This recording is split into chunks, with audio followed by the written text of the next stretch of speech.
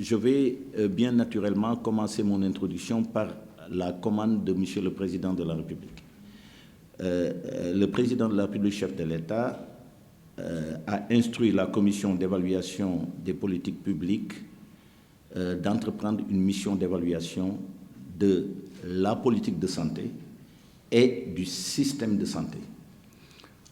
Autrement dit, de la façon dont nous pensons agir pour la santé, et il s'est posé naturellement des questions de pertinence et de cohérence de notre politique. Et la question, c'était de demander à la commission d'évaluation d'engager une évaluation qui puisse lui permettre de savoir si la politique que nous menons en matière de santé est pertinente. Deuxièmement, est-ce qu'elle est cohérente? La deuxième préoccupation qu'il a eue aussi, c'était de nous dire est-ce que le système de santé, une fois la politique définie, conçue, est-ce que le système de santé qui existe sur le terrain et qui est l'organisation qui met en œuvre la politique, est-ce qu'elle est efficace? Est-ce qu'elle atteint ses objectifs?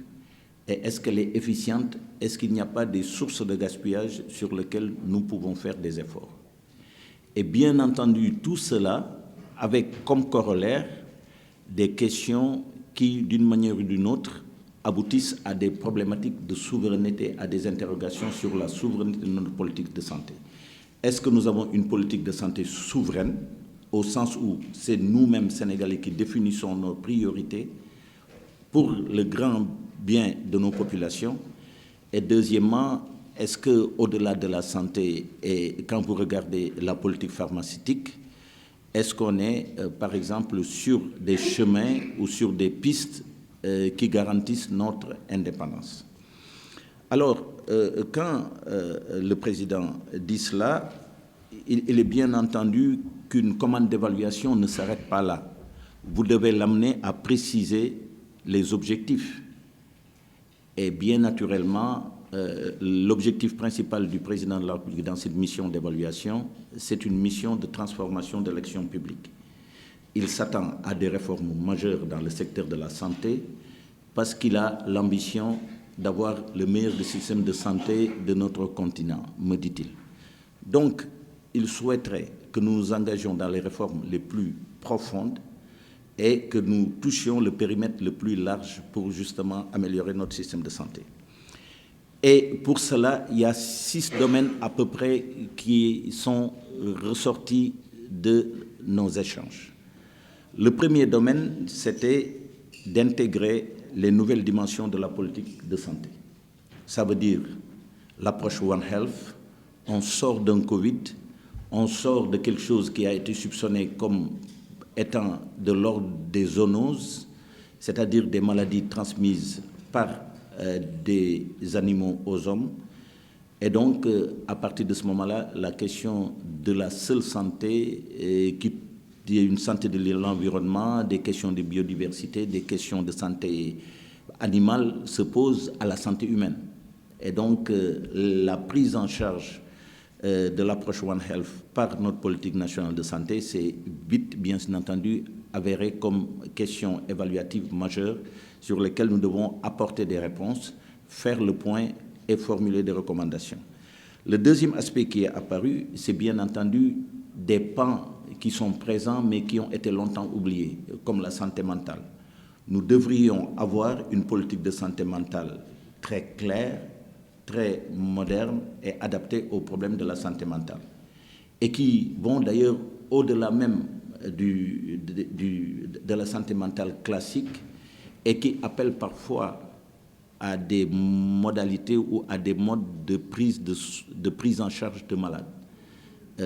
On pense à l'humanisation des soins, on pense à l'alliance thérapeutique qu'il faut avoir, on pense au respect de la dignité et des droits des personnes en résidence, en tout cas assiégées, en santé mentale dans les hôpitaux psychiatriques.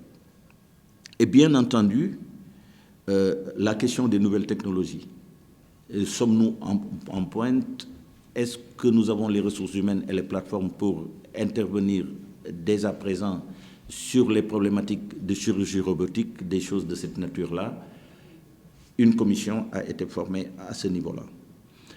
Alors, à ma très grande surprise, le chef de l'État a eu des préoccupations de réforme sur notre enseignement supérieur et notre recherche en matière de médecine. Alors, ça va très loin. Ça touche les statuts, ça touche les curricula, et ça touche mais le suivi psychologique même des médecins. Donc ça va très, très, très loin. Et c'est des questions qui ont fait l'objet de réformes. Et bien entendu, la question politique en dernière instance, qui est la seule qui intéresse les populations, qui est la question de la confiance dans notre système. Nous avons fait 17 commissions, mais il y a 16 commissions, mais il y a une 17e commission technique qui est une intercommission qui réfléchit sur comment faire pour que notre système de santé inspire de la confiance. Monsieur le Président, je suis très heureux de prendre part, au nom du ministre de la Santé et de l'Action sociale, à la cérémonie de lancement officiel de la mission d'évaluation des politiques et programmes publics, et plus particulièrement du système de santé du Sénégal. Je voudrais me réjouir de la forte représentation, qui est aussi de qualité, il faut le souligner, et qui est le signe de l'intérêt que nous portons tous à cet exercice. Cette cérémonie est l'aboutissement d'un important travail de réflexion qui a été mené notamment à travers le séminaire tenu les 10 et 11 octobre 2020. Nous sommes donc à une étape décisive. C'est aussi le début d'un autre processus qui va durer 6 mois. Mesdames et Messieurs, le gouvernement de la République du Sénégal s'est imposé une nouvelle trajectoire qui lui permet de répondre à ses engagements internationaux et sous-régionaux relatifs à l'accélération de la couverture sanitaire universelle. En effet, dans notre pays, la culture de la transparence et de la performance dans les politiques publiques, telle que recommandée par le cadre harmonisé des finances publiques de l'Union économique et monétaire ouest-africaine, est au cœur du dispositif du plan Sénégal émergent, initié par M. le Président de la République. Et en créant la commission d'évaluation et de suivi des politiques et programmes publics, par décret numéro 2012-437 du 10 avril 2012, le chef de l'État engage tous les acteurs dans une synergie d'action indispensable pour réussir cette entreprise d'évaluation et de suivi stratégique hautement multisectorielle.